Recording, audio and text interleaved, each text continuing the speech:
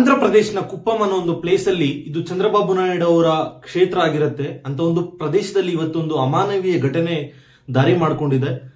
ಕೇವಲ 80,000 ಸಾಲ ಪೇ ಮಾಡಿಲ್ಲ ಅಂತ ಹೇಳ್ಬಿಟ್ಟು ಒಂದು ಹೆಣ್ಣನ್ನ ಕರ್ಕೊಂಡೋಗಿ ಮರಕ್ಕೆ ಕಟ್ಟಾಕಿ ಆ ಊರವ್ರ ಕೈಯಲ್ಲಿ ಓಡಿಸ್ತಾರೆ. ಇದು ಯಾವ ರೀತಿಯ ನಾಗರಿಕತೆ ಅಂತ ಲಿಟ್ರಲಿ ಅರ್ಥ ಆಗ್ತಿಲ್ಲ.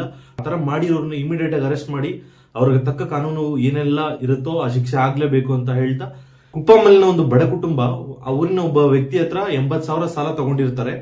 ಅದು ಆಲ್ಮೋಸ್ಟ್ 3 ವರ್ಷ ಆಗಿರತ್ತೆ. ಯಜಮಾನನ ಕೈಯಲ್ಲಿ ದುಡ್ಡು ಯಜಮಾನನ ಕೈಯಲ್ಲಿ ಸಾಲ ತೀರ್ಸಕ್ ಆಗ್ದಿರಾ ಮಕ್ಕಳು ಹೆಂಡತಿನ ಕಟ್ಕೊಂಡಿರೋ ಹೆಂಡತಿನ ಬಿಟ್ಬಿಟ್ಟು ಊರ್ ಬಿಟ್ಬಿಟ್ಟು ಹೋಗ್ಬಿಡ್ತಾರೆ. ಅದಾದ್ಮೇಲೆ ಆ ತಾಯಿ ಆ ಮಗುನ ಕೂಲಿ ಮಾಡಿಸ್ಕೊಂಡು ಆ ಮಗುನ ಓದಿಸ್ಕೊಂಡು ಏನೋ ಜೀವನ ನಡೆಸ್ಕೊಂಡು ಸಣ್ಣ ಪುಟ್ಟ ಸಾಲ ತೀರ್ಸ್ಕೊಂಡು ಹೋಗ್ತಾ ಇರ್ತಾರೆ.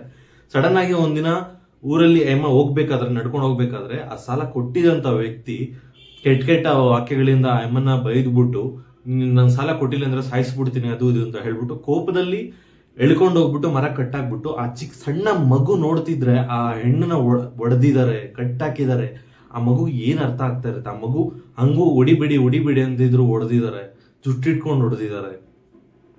ಲಿಟ್ರಲಿ ದೇಶ ಎಷ್ಟು ಅಧ್ವಾನ ಆಗ್ಬಿಡ್ತಿದೆ ಅಂತ ಹೇಳಿದ್ರೆ, ಒಂದೊಂದು ವಿಚಾರ ನೋಡ್ತಿದ್ರೆ ಗಂಡ ಮಾಡಿರೋ ಸಾಲಕ್ಕೆ ಹೆಂಡತಿನ ಮರ ಕಟ್ಟಾಗೋ ಅಧಿಕಾರ ಯಾರು ಕೊಟ್ಟಿದ್ದಾರೆ? ಸಾಲ ರಿಕವರಿ ಮಾಡೋದೇ ತಪ್ಪು. ಅಂತದ್ರಲ್ಲಿ ಈ ತರ ಆ ಹೆಣ್ಣಿಗೆ ಆಗಿರೋ ಅವಮಾನಕ್ಕೆ ತಕ್ಕ ಶಾಸ್ತಿ ಆಗೋ ತನಕ ಈ ವಿಡಿಯೋನ ಶೇರ್ ಮಾಡಿ. Thank you so much. Bye.